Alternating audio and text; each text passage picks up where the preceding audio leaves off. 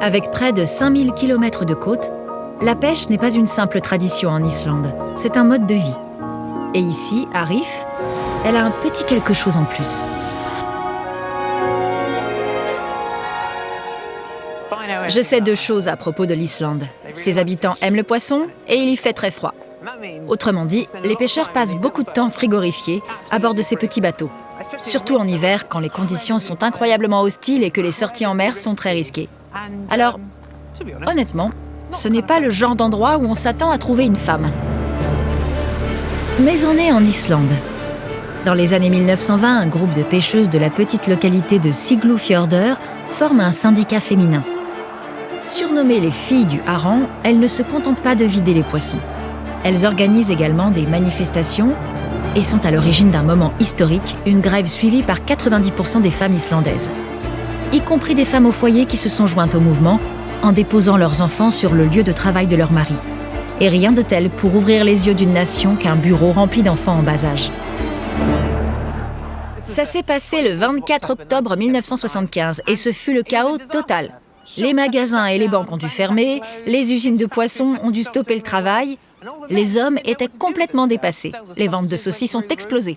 Et les hommes l'ont appelé le long vendredi car ce fut une journée particulièrement éprouvante pour eux. Ce fut un tournant décisif qui changea à jamais la société islandaise. En 1980, la nation élut à sa tête Vigdis Finnbogadóttir, une mère célibataire et divorcée. L'Islande est devenue le premier pays au monde à élire une femme présidente au suffrage universel. Elles ont su rester très fortes et maintiennent la pression. À l'occasion de l'anniversaire de la grande journée du congé des femmes, comme elles l'appellent, elles se mobilisent pour dénoncer l'inégalité des salaires en quittant leur travail au moment exact où un homme atteindrait le salaire journalier d'une femme. En 2005, cela correspondait à 14h08. En 2010, c'était passé à 14h25.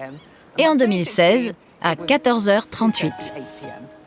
L'objectif, et on croise les doigts, c'est qu'elles effectuent une journée entière d'ici 2030. Certes, c'est loin d'être suffisant, mais depuis 15 ans, l'Islande est considérée comme un modèle en matière d'égalité des sexes. Enchantée. Et Dora, la pêcheuse, continue d'insuffler cette dynamique.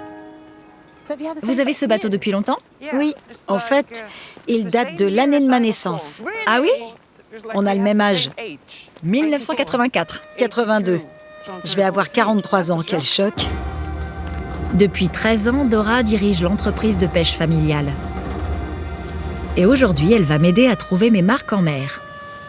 Oh là là, je ne me vois pas debout sur ce pont en pleine mer. J'imagine que ça doit être effrayant dans des eaux agitées.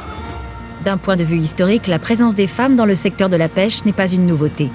Mais rares sont celles qui occupent la fonction de capitaine. Je connais des femmes qui ont passé le permis pour ce type de bateau, mais qui n'ont pas encore osé les piloter seules. Alors, je les encourage constamment à le faire. Si on franchit le pas, on sera enfin reconnu et écouté. Et aujourd'hui, c'est moi qui écoute Dora. Bon, on va voir si on attrape du poisson aujourd'hui.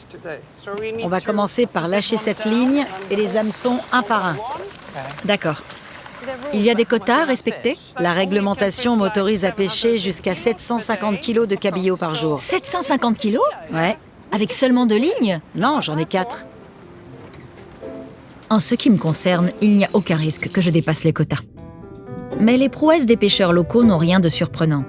Dans un pays qui doit composer avec les volcans, les glaciers et les conditions météorologiques capricieuses, les gens développent leur talent pour se maintenir à flot au sens propre comme au figuré.